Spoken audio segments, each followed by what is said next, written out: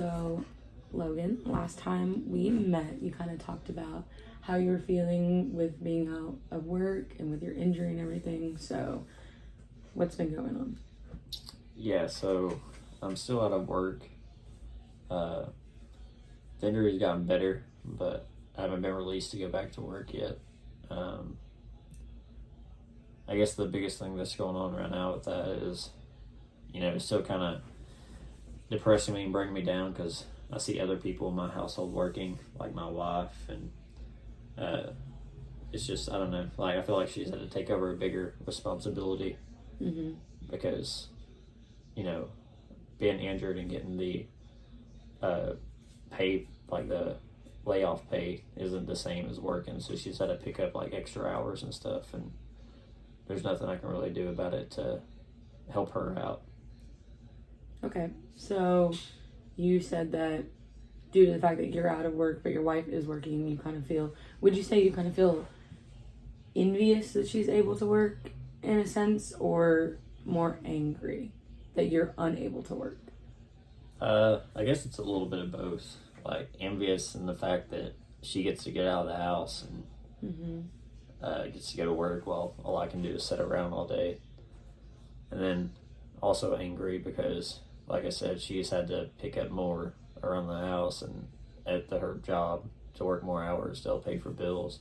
And it makes me angry at the fact that, like, I can't do anything to help her. Like, I'm basically just, like, useless right now. Okay. And do these thoughts, are they more apparent or triggering when everyone's, like, home from work and around you? Or are they the same even though when you're by yourself, when everyone's at work? I think they're more triggering when everyone is at work. Like, when I'm at home, and I can just reflect on it to myself. Because when people are home, like, obviously there's distractions and stuff from me talking to them and, just normal daily life. But while they're gone and, like, I'm stuck at the house, then, nothing I can really do, and I just kind of reflect on it then. And have you expressed how you felt to those around you, such as your wife? Yeah, I mean, I've talked to her about it as far as, like, where she's had to work more and stuff, but, like I said, there's nothing I can really do right now, and she understands that, so she's just doing what she can to, keep life going on. Right, make up for my lost money right now. Yeah, until you're able. Do you have a return date? I know before you said it was kind of up in the air. I went to the doctor last week, and they told me it could be up to like 3 more weeks maybe. Okay. So not a whole lot longer, but I don't know, it still feels like a long time at the same time. And would you say that, I know you said you went to the doctor a couple weeks ago, would you say that was when it kind of all set in for you, that you're still kind of stuck in this one place for, you said 3 more weeks? Is that when you saw like the shift of your mood? I feel like the shift, I mean, like I still have the same feelings before I went to this last doctor's appointment, but I kind of had the hopes of me going to this appointment that I would get to go back sooner. So whenever they told me that, I guess it hadn't set in, I would say, because I already had those feelings. I'd say it was mostly like it just triggered it more, right? Because it's just like a longer process that I have to go through. Yeah, I only asked because in our previous sessions it seemed as though your mood was kind of becoming more positive around your injury, and then it just seems like a drastic shift. That's what I was saying, because I had that doctor's appointment coming up, so like my mood started feeling a little better, so I was like, okay, maybe after this, like, I can go back to work. And then when they told me that, I guess that's where that drastic shift came from. Right. So what if we do kind of another shift, more in like a positive sense? Instead of feeling as though, oh, I have 3 more weeks until I can go to work, what if we use that time to be like, okay, I have 3 more weeks till I have to go back to work, and then I'll be back able doing things that like I've been doing. I won't have to worry about like potentially injuring myself from going back a little bit sooner. More like a positive light than just focusing on like, dang, I have another 3 weeks until I can go back. Yeah, I mean, I try to think of it that way too. Like, it's closer now than what it was before. and I don't want to risk going back early and Right. maybe making it worse to where I have to stay out longer. Mm-hmm. And I guess it's like I said, it's just the fact when like nobody's there is when I'm like, I really could be at work right now and everybody's just trying to help provide because of me. Mm-hmm. Have you been implementing those tactics that we talked about last session of what to do when those thoughts happen when you're by yourself? Yeah, I mean they help some.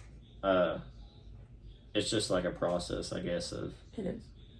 getting used to those tactics because I'm trying to get like theoretically like trick my brain into being happier. Yeah. So.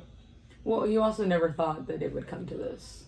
So it is a drastic shift on like your normality of life because you're so used to just getting up and going to work. You have that rhythm created.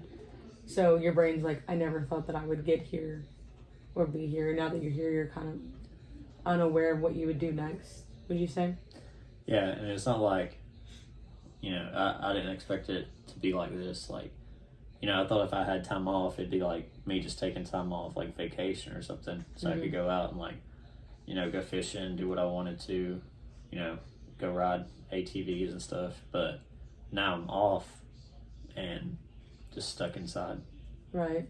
It's always when you don't want the time off that you get time off, even though it's like a more unpleasurable reasoning. Exactly, yeah.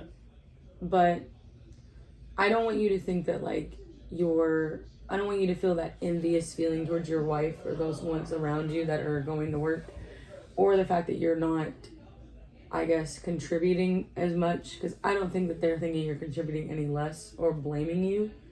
But I know it's hard to not think that way whenever you're like, oh, I used to do all of this and now I do less than per se what I did before. But do you think that there's a way you can kind of, like you said, trick your brain from thinking those ways that you can think of? I mean, mostly, like, like I was saying, it's mostly when I'm home alone. Mm-hmm. So, like, I'll try to play, like, I try the tactics, but I also just try to play, like, more video games and stuff. Yeah. Because it kind of just helps you escape from the real world, I guess, in a sense. It does. And then, so, like, right after I maybe do some of those tactics and stuff, and before I can start thinking about it again, I'll be like, all right, I'm going to go hop on the game for a couple hours till my wife gets home. So just so, like... I mean, there's no right or wrong, so whatever works for you, whatever different ways you can do to, like, distract yourself during the day to kind of get your mind off of things. Because when you're alone, your mind does begin to race, and then, like, inner thoughts start to sink in, and you're, like, an oh no moment, or, like, a kind of self-destructing zone. But there's no right or wrong, and I don't want you to think that, like, just because you play video games, it's any less than someone that per se journals or like whatever. They're all the same things as long as they're working for you in this time. But I know you said you went to the doctor and they said you have about 3 weeks. Did they seem as though they were very like strong feeling that this was the time that you were actually going to be able to return? Yeah, they did. Because I'm basically like almost through the healing phase. Mm-hmm. So right now it's just kind of like I guess more like a rest period to make sure, like, like you were saying, not go early because it may not be completely healed. And if I do something like just a little bit wrong to tweak it, it could make it worse. So they seem pretty confident here in a couple more weeks that, it'll be full healed and I can go back to living my normal daily life and schedule. Right. I know you've been trying to get back for a long time for it. So hopefully that does work out for you. And I want you to continue those tactics that we talked about. And even if you have to implement more video games, just something that could keep your mind distracted, I think will be good for the last couple weeks while you reach the final stretch of your healing process. Yeah. I mean, like I was saying, it's just, and then weekends, my wife's home. So that makes it go by a little faster. That's good. And then it's just when they're not home is when I think about it. So, like, I just do what I can to distract myself. Right. And you always have support around you. Like, I know you mentioned, like, your wife is really involved in, like, trying to help you keep a positive spirit during this time. So, you definitely have the support around you. I wouldn't try to push them away just because they, per se, can leave more frequently than you can in this moment. I agree. Like, she's always there and has my back. It's just, getting in your head sometimes. You're like, I got to do something. But That'll happen for sure. But that's all for this session. Thank you. And we'll connect next week and see if you have any other shifts that might be going on. thank you.